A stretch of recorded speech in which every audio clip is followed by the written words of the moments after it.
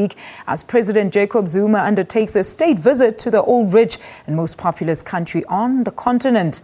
President Zuma will be the first African head of state to undertake such a visit since the inauguration of President Muhamadu Buhari in May of last year.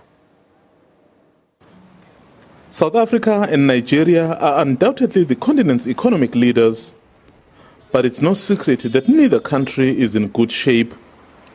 Oil is Nigeria's main export, and the plunge in prices has affected the country's revenue. South Africa, on the other hand, is battling slow growth and unemployment.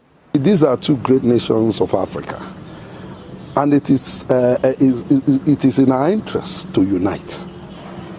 And when South Africa and Nigeria are together in any issue in the world, they will be making a bold statement to the entire world.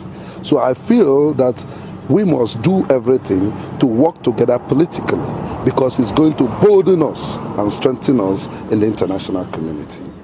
Nigeria is also faced with energy challenges. Despite being an oil-producing country, long queues for fuel are a common sight, an opportunity for South Africans. Steve Moti runs energy projects in neighboring Cameroon. I think it's quite important that we have more of our own, trying to help and solve African problems, finding solutions for African problems. Of late, we've been seeing a lot of South African companies interested in projects on the continent, in infrastructure, agriculture, and telecoms. And it's quite heartwarming to see that development on the continent.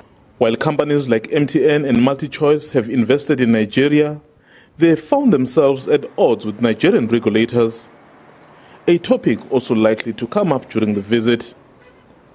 But Nigerians say they welcome South Africa's investments. The Buhari government is looking at diversifying the economy to agriculture and mining. And especially mining in South Africa is a serious issue. They have the technology to actually, bring it down to Nigeria and invest in Nigeria. The environment is very conducive for South Africans to come here and then invest in Nigeria, where the labor is very cheap, and the government is very willing to assist South African investors to come to Nigeria. More than 120 South African companies operate in Nigeria in various sectors, including telecommunications, banking, retail, and aviation. The visit by President Jacob Zuma to Nigeria has been described by some analysts as a chance for the two giants to reset their relations.